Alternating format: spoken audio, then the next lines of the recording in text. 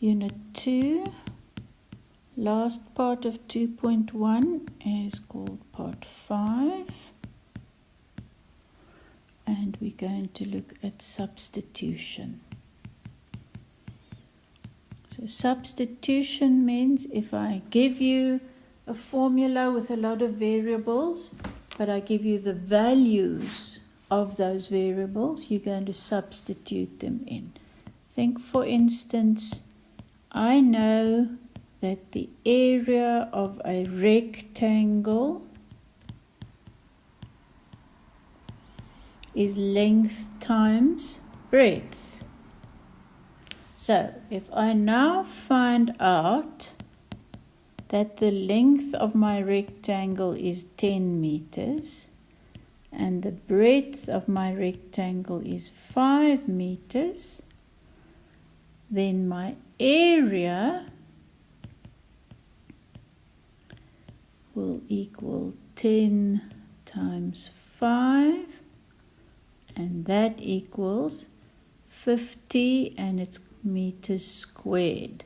Meters squared because it was really 10 meters times 5 meters.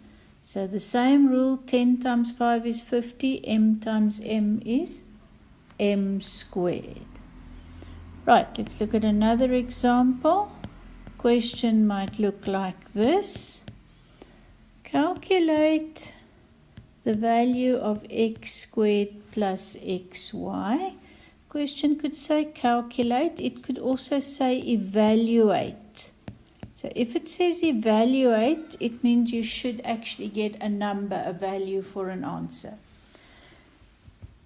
But now they must tell me what are the values of x and y. And what they're doing in this question is they being a bit sneaky and not giving us the straight answers. They're saying x is the square root of 9 and y is negative 2 squared. Right, so the best thing here is first evaluate x and y. So x, the square root of 9 is 3. Y, negative 2 times negative 2 is positive 4. Remember, you can do that on the calculator, but you must put in the brackets as they are there. If you leave out the brackets, you'll get a different answer. Right, now we're going to say, this was what I had to find.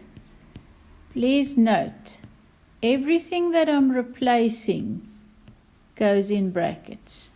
So wherever there's a bracket for x, I put a 3. Where there's a bracket for y, I put a 4. Now it's easy. 3 squared is 3 times 3 is 9. Plus 3 times 4 is 12. Answer is 21.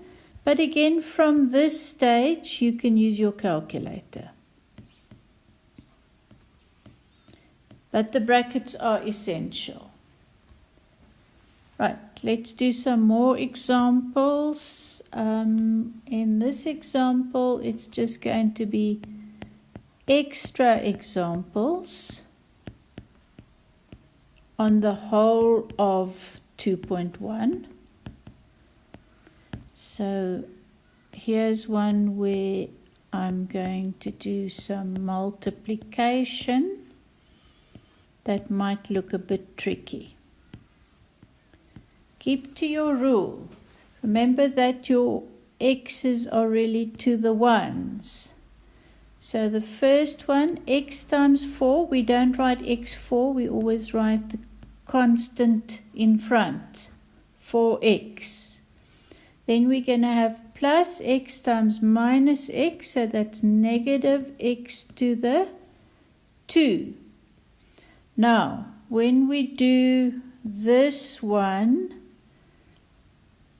it's better to write it as 4 over x times 4 over 1.